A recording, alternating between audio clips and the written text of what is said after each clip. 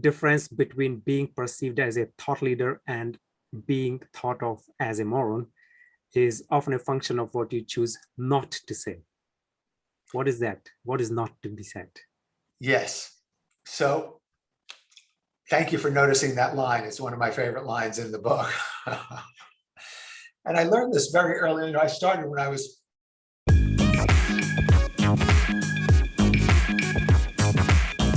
Hello, everyone. Welcome back to another episode of the Being Yourself Show, where world's renowned thought leaders and best-selling authors share their wisdom and insight with you so that you can achieve your goal and be productive and a better version of yourself. If you're new to this channel, then do consider subscribing. I'm your host, Ajay Mathur, and my guest today is a professional juggler who has performed with Rolling Stone and Bob Dylan. He's introduced the idea of juggling to accelerated learning. He's a 5th degree martial art black belt in Japanese martial art and is also a teacher in Tai Chi and Qigong. But today, we are not going to talk to him about any of these because he is also a multi-talented personality. He has written 17 books, out of which many have been best-selling books. You might have heard about Think Like Leonardo da Vinci, Innovate Like Edison, Art of Public Speaking, to name a few. His books have been translated into 25 different languages and have sold over 1 million copies. So please welcome the person who is a live version of Leonardo da Vinci himself, Michael Gelb. Michael, welcome to the show. Thanks very much. Great to be with you. So what's up with the being a serial author, Michael? You've written 17 books. That's quite a lot. What inspires you to write so much? Well, writing about things is one of the best ways to learn about them, because you think you might understand a topic. It's easy to talk about things, but when you write it down, you can read what you said and you can look and see if it really makes sense or not. So just the process of writing down our ideas is a great way to clarify and develop our thinking. I really never planned to become an author, but when I was in graduate school, I had to write my thesis to get my master's degree. And it was a topic I was really passionate about. Fortunately, around that time, I met Tony Buzan, who invented mind mapping, which is a way of generating and organizing our ideas. Yeah. I was his martial arts teacher and his juggling coach, and he taught me mind mapping. And I had this amazing creative experience of generating lots of ideas and being able to organize them. And I wrote my thesis. And my thesis advisor said that he'd never seen a student's writing improve so much in the course of his career. He said to me, it's as though you found your true voice, which I did. So I realized that writing was a great way to refine my own true voice and to learn. And that if I could take a complex subject that I was interested in, write about it in a way that helped other people understand it, then it made those people happy. People really loved it. My thesis became published as my first book, and it's now been in print for more than 40 years. So over that 40 years, people still write to me and they say, you took this complex subject, you made it so simple and accessible. I'm so inspired. It changed my life. Thank you so much. So what's better than that? Learn something, clarify your own thinking, help other people. And that's what really excites me about when you said, I've sold more than 1 million books. Well, that's a nice accomplishment and it's good for my business, I suppose. It paid for my house, but the real point is think of all the people who had a chance to exactly be influenced by that. And that's, to me, that's the most fulfilling part of writing all these books, is touching people's lives. Yeah, that's really important. And I think that is the best reward that one can get out of your learnings. You're sharing the wisdom with everybody else. So that's great. And I can totally agree with you. I've just now finished the public speaking book that you have written recently in 2020, I think. And it's full of mind maps. Well, every chapter finishes with a mind map, which tells you what has been in the chapter. And it's so cool because it gives you kind of summary what you have just read. It helps you remembering it longer and longer. So that's really cool. So there's one thing that you write, Michael, in the public speaking. So I have read your healing organization. I've read your Think Like Leonardo da Vinci, and I've read the public speaking. Today, I will be focusing more onto the public speaking book. Is that okay? Sure, whatever you're interested in.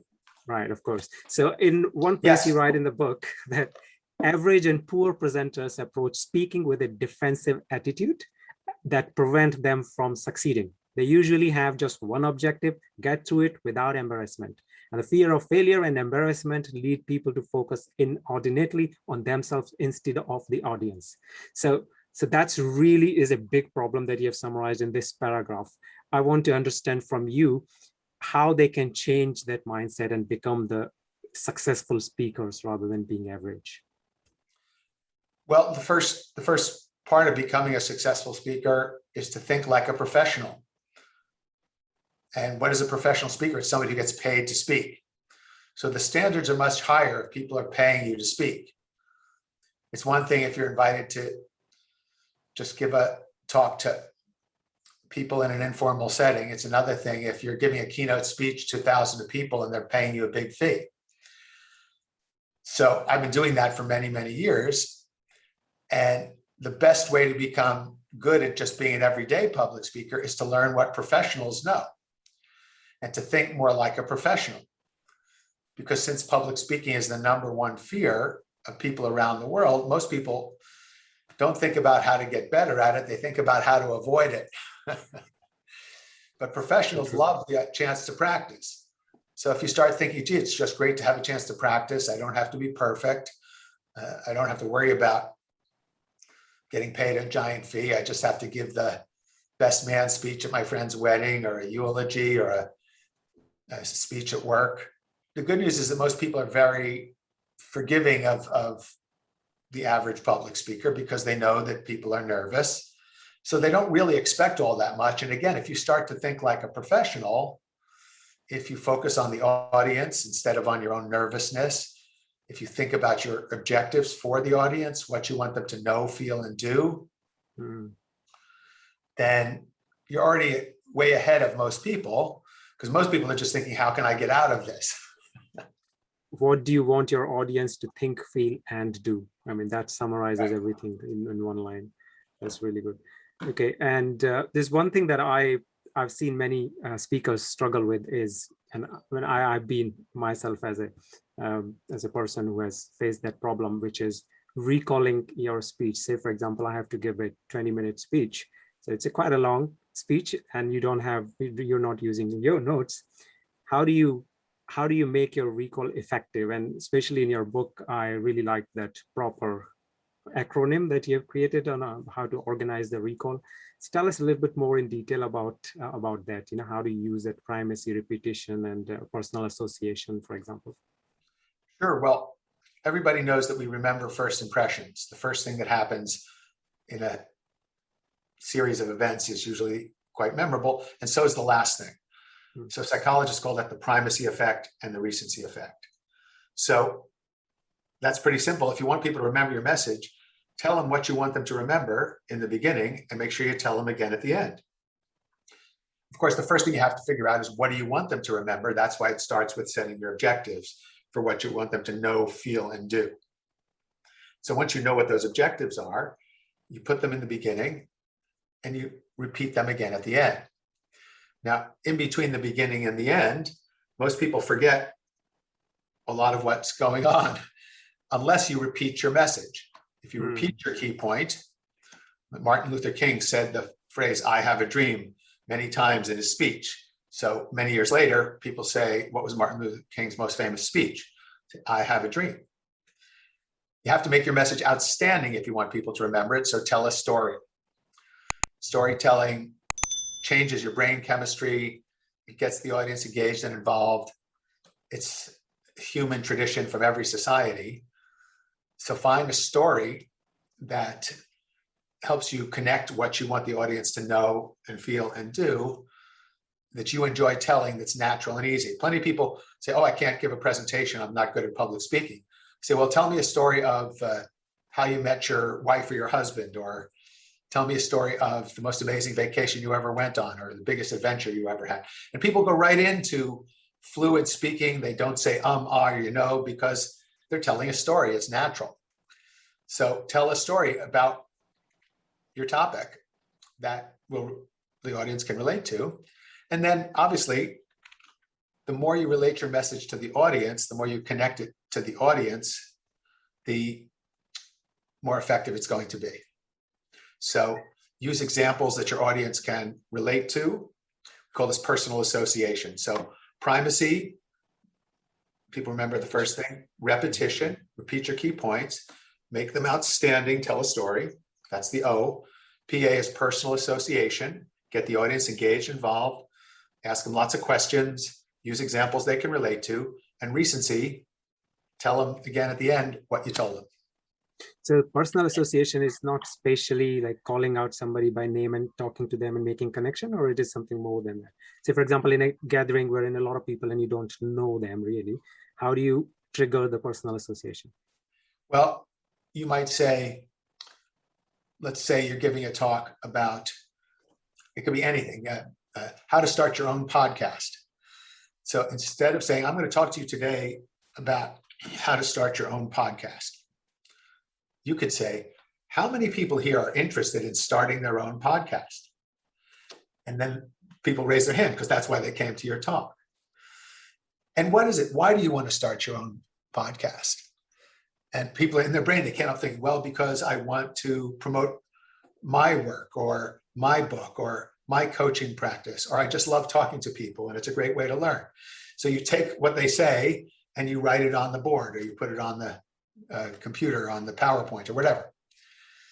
And you say, okay, let's talk about each one of these benefits because that's exactly what I'm excited about sharing with you, because I found my podcast was helpful for all of those things and more. So now, instead of just saying, okay, here are the secrets of great podcasting, I've got the audience personally associated and engaged in my presentation. There are two things happen there. One is, you know, what is the expectations, and then you can kind of tailor your speech a little bit according to that. And also it makes people feel what's in it for them. So they know that, okay, my question and my problem has been heard. So definitely it's going to be addressed in the speech, isn't it? So yeah, that's cool. It works both ways. So it gives an opportunity to the speaker as well as to the people who are listening. Okay, there's one thing that a lot of people struggle about is adding humor to your speech. So there are a few topics which don't have much humor coming out of it, but in order to make it interesting, not letting people sleep while you're talking, how do you introduce or include humor in a monotonous sort of speeches? Well, first of all, never give a monotonous speech. There's just no, if it's going to be a monotonous speech, then just let people read it. There's no point to give the speech. The point of giving a speech or oral presentation is to get people engaged, to get them to buy into something, to align with something, to decide something. If you're just sharing information, it's better for people to read it. So understand what the purpose of oral presentation is. And if you just try to sort of tell a joke in a presentation and you're not practice at it, it's probably going to be awkward. So it's much better instead to learn how to have a more lighthearted attitude in everyday life, to see the humor in everyday life, to cultivate your sense of humor in everyday life, and then it will naturally flow into your presentation. Most of the humor that comes up when I'm speaking to a group is spontaneous. I don't plan jokes. I just see something that's funny and point it out. I just taught a class to 23 executive MBAs last Saturday for 4 hours in New York City. And they were falling off their chairs laughing. Now, and there was not one planned joke. It was just, I had a great connection with the group, and there's just natural, there's a lot of humor always around us, to see the absurdity of things and point it out and laugh at yourself. And so it does it does lighten things up. People learn better when they're laughing. They have more fun. So yeah, just be naturally, spontaneously How, appreciative. how did you hone that skill? Because not everybody gets the lines and that make people laugh. So is it because of you have so much of practice speaking, and you might have written a lot of incidents, you've written so much and you speak so much? What about somebody who's new and they're giving some speech which has a lot of motivation in it? Okay, it's not monotonous, but still they don't see any humor coming from anywhere. So maybe if you give an example from the recent MBA class, what kind of jokes did you crack, if that's okay? Well, I don't even necessarily remember any of them, just because they were just spontaneous and they're not Right. planned. They were just the humor in the situation. But look, I watch comedy. So if you want to develop this, watch Seinfeld, watch something funny. You can't expect to, if you don't, let's say you don't have a sense of humor, God bless you, but you want to develop it. Well, it's not going to come in a vacuum. You have to surround yourself with humor. You have to study it, just like, you want to learn to be creative, study Leonardo da Vinci. You want to learn to be funny, study Jerry Seinfeld or whoever else you like. And almost most nights before I go to sleep, I listen to something funny, because laughter strengthens your immune system. It improves your mood. It improves your creativity. It's a great way to de-stress. So, and learning to laugh at yourself, because we take ourselves so seriously. That's why you get so nervous before you're speaking. But you just have to laugh at yourself. And the way to learn that is to be around other people who know how to do it, just like anything else. I think that's the best way, because I sometimes try to, when I'm going to some sort of gathering and I think, I might need to crack some jokes there, and I would probably remember one or two, but when it comes to share the joke, you just forgot, if somebody says, oh, tell me a joke, and it's like, you're totally blank. So definitely, if you do that practice every now and then, listen to those kind of things, then it becomes your nature. You kind of program your subconscious to find humor for everything, isn't it?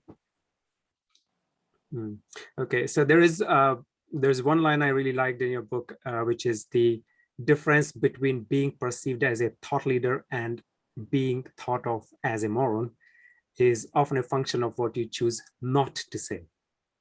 What is that? What is not to be said? Yes. So thank you for noticing that line. It's one of my favorite lines in the book. And I learned this very early. I started when I was pretty young. I was speaking to groups much older than I was, corporate groups. And those were the days when everybody wore a tie, and it's a pretty serious group of people. And I would be at these meetings and dinners and having drinks with people and being in the seminar room with them. And various thoughts would occur to me. And I was thinking, don't say that. Don't just say whatever comes to mind. You have to monitor yourself. And I realized, I learned that listening and pausing before speaking and actually thinking about what I was going to say, and most importantly, who I was saying it to. So learning to be aware, self-aware, and to leave out anything that's unnecessary. If it's not going to really improve the situation or enlighten people, if it's not really something you've thought about, it's not a real contribution, it's better to be silent. It's the same thing when you're writing. You write the first draft of the manuscript and then you read it and then you say, do I really need to say that? Do I need to really put that in there? And then you eliminate what you don't need, and it makes the written word much stronger. The thing is, it's in some ways it's easier to do it because with the written word, it's not communicated until somebody reads it. But with the spoken word, you said it, it's out there. You can't take it back. So learning to be vigilant and self-aware and to develop restraint. I mean, here's another, there's a caveat to this too, is that I'm obviously an extrovert. So I get energy from being with people. I'm very verbal. It's easy for me to put words together. I can speak on a lot of different topics for a really long time. I also have learned about myself that in social groups, if I'm not careful, I can just dominate everything and do all the talking. So for me, for my own personal and professional development, I've had to learn to do the opposite of my natural tendency, which is to be quiet, to emphasize more listening, to pause. Someone who's an introvert, who's very quiet, who doesn't speak, for them, the discipline may be to be more expressive, to speak more, to not hold back the thought they had. If the reason they're not sharing it isn't because they haven't thought about it, but it's because they're just afraid to speak it. So it really does depend on the context and the person.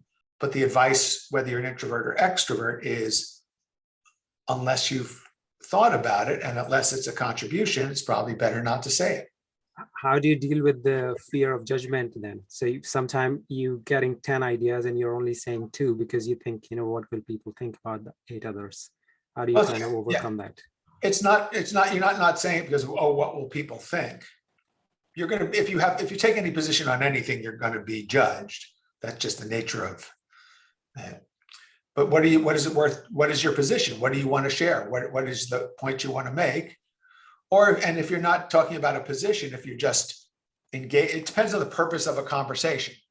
So if the purpose is to be right, I usually avoid those conversations because who cares?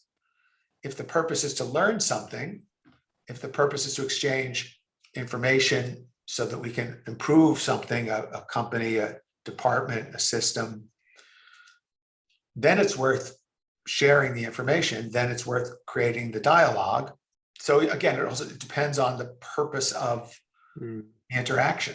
So one thing is what not to say, and one thing is how not to use the annoying expressions, which you call them annoying expressions, like honestly, and thank you for your time. And that intrigued. Why you say that thank you for your time is not the good thing to say? Well, I just think there's better things you can say to thank somebody, because my view is that the time would have passed anyway, whether you were there or not. So if you think, let's say at the end of this podcast, you say, well, thank you for your time. I mean, it's not a terrible thing to say. And I do a lot of podcasts and they say that to me all the time. I say, well, I wasn't just here giving you my time. I'd rather you say, thank you for sharing your wisdom. Thank you for sharing those powerful insights. Thank you for helping us be better public speakers. Thank you for helping us be more creative. Time would have passed anyway. You could have had somebody you were talking to who didn't do anything in that time, and you're still thanking them for their time too. So it's a little bit weak. And it's a cliche. Instead of thinking about what I'm thanking you for, people just go to, well, thank you for your time. And if you notice it, it feels a little flat. It feels stronger if you say, hey, if I said to you at the end, let's just reverse it. If I said to you, hey, Ajay, thank you for your time. Or if I said to you, thanks for those incisive questions you asked me, those really thoughtful questions. That was a wonderful podcast. It's really great to talk to you. Which would you prefer? Oh, second one. Yeah. Anytime, because there is a personal connection there is a value that I know that, how did you use that time? Because thank you for time is so generic. So yeah, definitely makes a lot of sense. And then it's the same thing with all the other cliches. It's not that it's not a sin to say a cliche. People, there's a reason they're cliches, is they're convenient, prepackaged sentiments that instead of thinking about things and saying your own original voice in that moment, you take something and it's prepackaged and you hand it out to people. So, okay, but if you want to be an excellent speaker, if you want to be perceived as a thought leader, then give what you say some thought. This is one of the wonderful things about becoming an author. It's the same root as authority. And it comes from, and audible, it's having a voice, it's finding your true voice. So I was working on a book with a co-authored book, and my co-author, who wasn't quite as experienced an author as I am, kept putting in all these quotes from other people in our book, which I used to do when I'm not against quotes, but I just have criteria for when I use them. I only use them if I can't say it better, or if the authority of that person who's saying it is so powerful that it backs up the point in a way that's going to help the reader really register it. But otherwise, my co-author sent me a bunch of different quotes, and I rewrote them. And I said, we can say this better in our own words. And I said, we'll give credit to this person for inspiring the thought, but we're going to say this thought in our own words because we're the authors. So this is a form of authorial empowerment that people don't realize. They think, well, it's what happens to when people want to become an author. Many people have told me, I was thinking I had this idea for a book, and then I went to the bookstore and I saw that there were already 100 books written about this. Or I went online and I found out that there were 1,000 books about this. So I felt so discouraged. And it's true. If there's most ideas, somebody has already thought of. You find this out if you ever try to get a domain name and you come up with the thing you think is the most absolutely clever, most esoteric, super cool domain name for your URL for your website or whatever it is. And it's taken the thing you thought, Bhagavad Gita 77, you think, wow, I'm so cool. And and it's been taken 20,000 times. I mean, it's not even close. The thought you had was so cool. Sorry. So what do you do then? I would say in Mastering the Art of Public Speaking, other authors have probably covered, if you look at all the different excellent public speaking books, there's probably about 80% of what's in here you could find in other books. I'm pleased to say that I'm pretty sure there's at least 20%, and I think I'm being conservative, that you won't find anywhere else. I actually feel there's some really original thoughts and ideas and practices in here. But the other 80%, my way of saying the things that all great speakers and great public speaking writers have said and written about, my way of saying it is different than all of theirs. My way of saying it has my sense of humor, my stories, my examples from my career, and they're different than anybody else's. And I hope they're more interesting and engaging. So people say, wow, that's the best book on public speaking I ever read. And I've read a lot of them. So everybody will tell you, focus on your audience. That's in every public speaking book. But not everybody tells you to write down what you want them to know, what you want them to feel, and what you want them to do, and then to link those into the PROPAR approach, which is the acronym that I made up to make it easier for you to remember how to do that.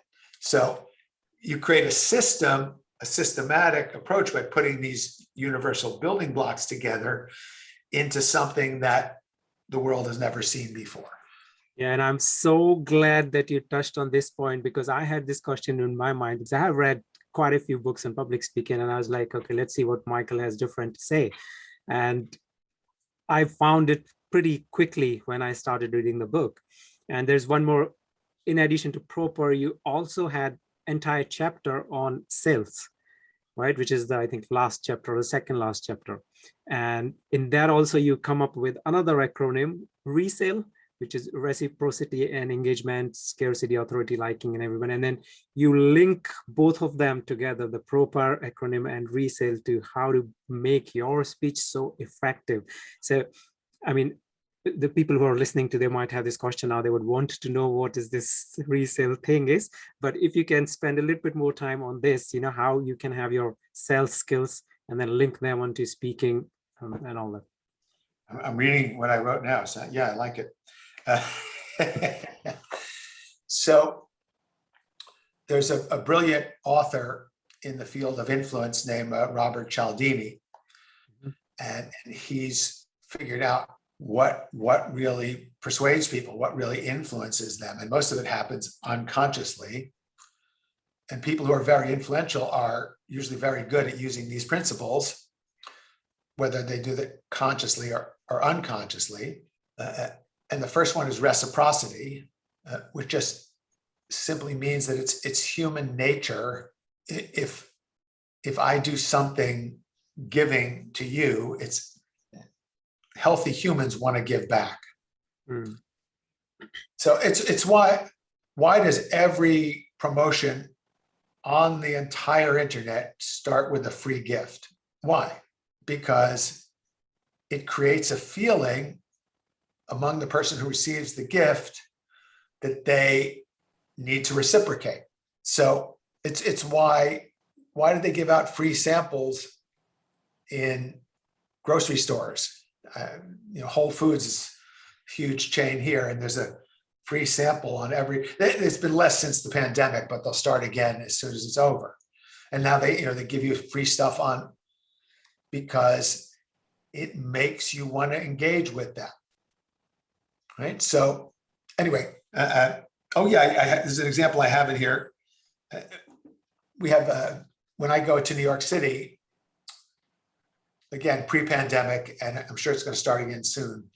I go to Union Square, and there's always a group of Hare Krishnas, and they're chanting, and their modus operandi from the beginning has always been to give you a flower.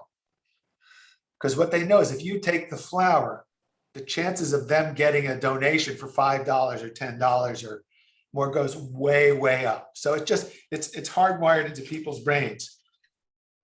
And that links to the second principle, which is engagement, which is if you can connect with people, if you can get them engaged, it's why you want to learn people's names and use their names, because people respond to the sound of the name. So once people are engaged, again, in New York, many people cultivate the ability to walk right by everybody and completely ignore their existence because they don't want to be influenced by the person who's trying to get their money or their signature on a petition. So they steel themselves and they look straight ahead and they ignore everything. Because if you get engaged, once the conversation starts, you're more likely to be influenced. Scarcity is simple, just supplies are limited. So they always say that whether they're limited or not, because there's people know the acronym FOMO, the fear of missing out. And if we feel that something is a scarce resource, we're hardwired to want to get it. The A stands for authority, and it's why people want to buy things if they're endorsed by famous people. So, I got all these famous people to endorse my book because they might not know who I am, but they say, Keith Ferrazzi, he's famous. Oh, look what he says about this book. More than just a brilliant guide to giving great presentations. This book will help you discover your authentic voice so you can expand your influence and evolve as a person and a leader. Whoa, Keith, that's I'm buying that book.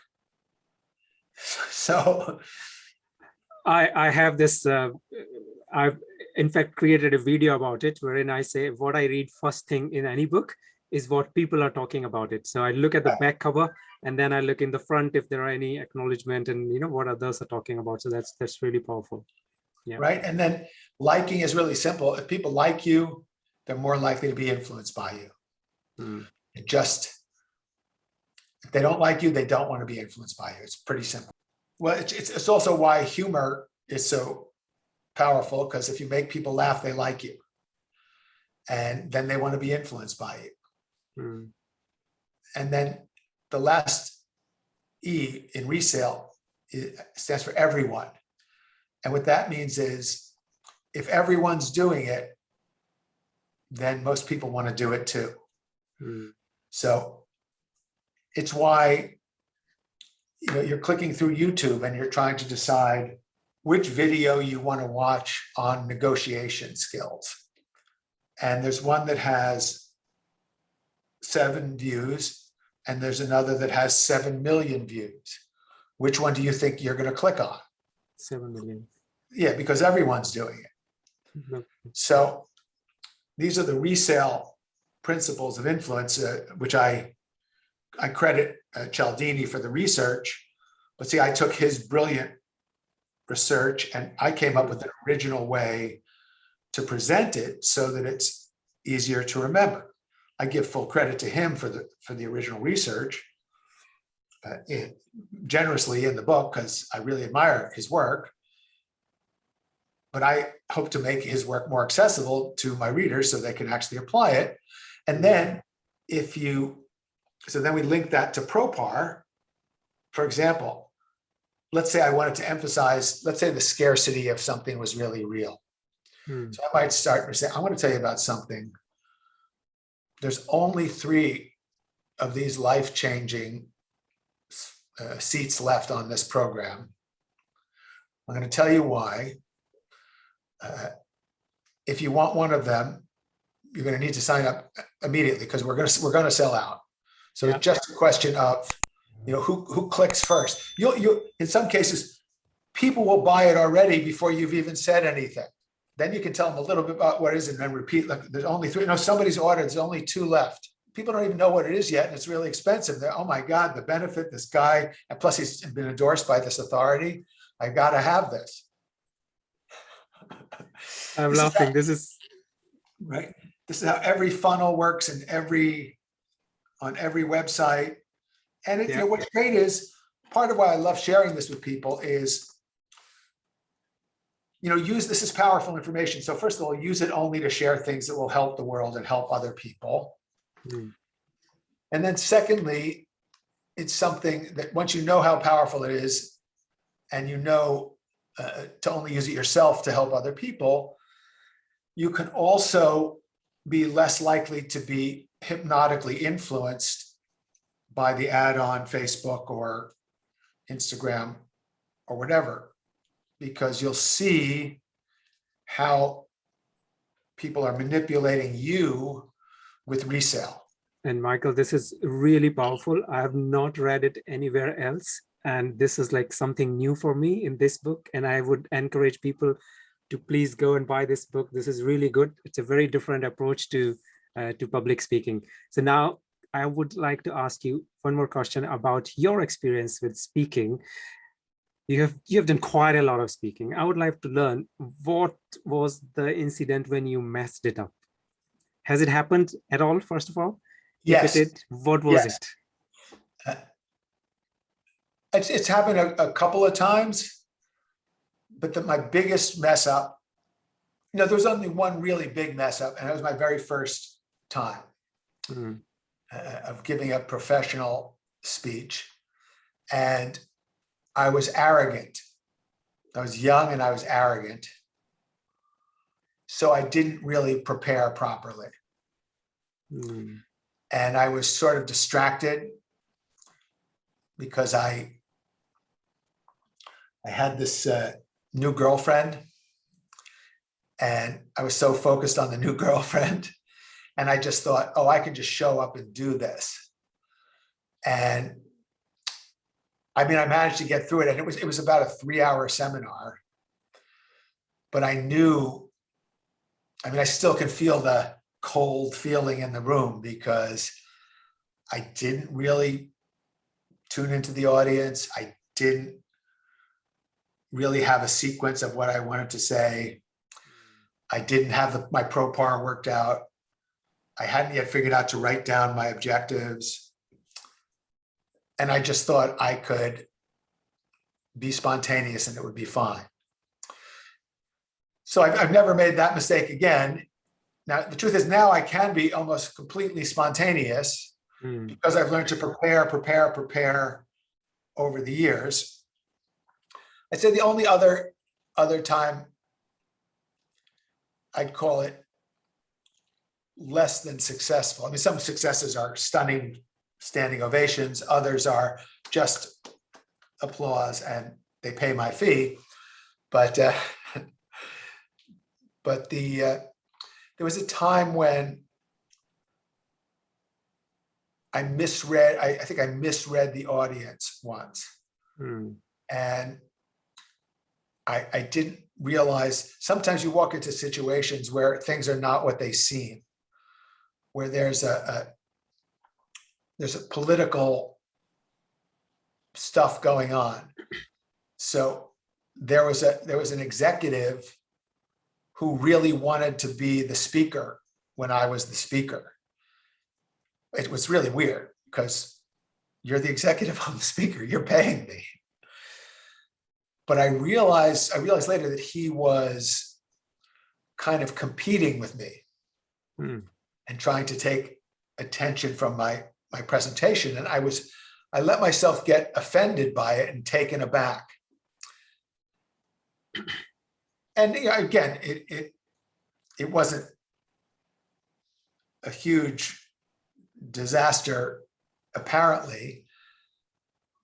But upon looking back, I'd say when I look back, anything I could improve, it would be any time I responded to a question with my ego instead of compassion, I would say are all the biggest mistakes I've made, besides the one time when I wasn't prepared.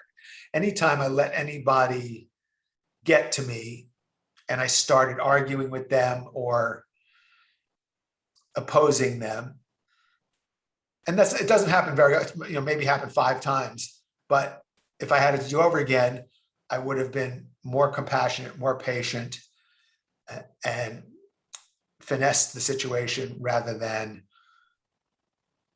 opposed it. And I'm so glad and I'm so thankful that you shared this with us, because for the budding speakers who think that, Tony Robbins and Michael and people like that, seasoned speaker, they don't make mistakes, but that's not the case. Everybody had their own story behind what you don't see. So really thankful that you've shared that with us. Thanks.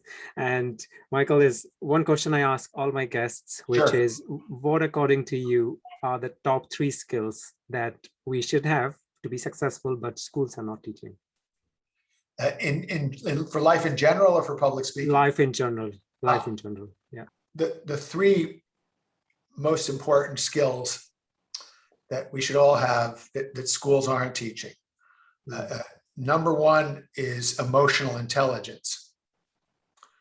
So, and that has 2 parts: self-knowledge and knowledge of others. Second is creative thinking. How to think like Leonardo da Vinci. And the third is mind, body, spirit integration. So schools should be teaching yoga or Tai Chi or Qigong and meditation, because emotional intelligence, creativity, and self-awareness, consciousness, integration of the self are the most important elements in life. And most people, have to find a way to get them outside of the educational path that's planned for most people. And I think that's why people like yourselves, who write so many books, are instrumental in letting everybody learn the things that schools are not teaching. Like Thinking Like Leonardo is another book that I really loved, and I wanted to interview on them, but I saw you have been interviewed like thousands of times on that book, so I thought I'll take this one. But again, thank you very much, Michael, to come here and share your insight and wisdom. I really learned a lot extra, and for yeah, thanks for coming in. Thanks a lot. My pleasure. Well, superb questions, a really wonderful conversation. Delighted to meet you.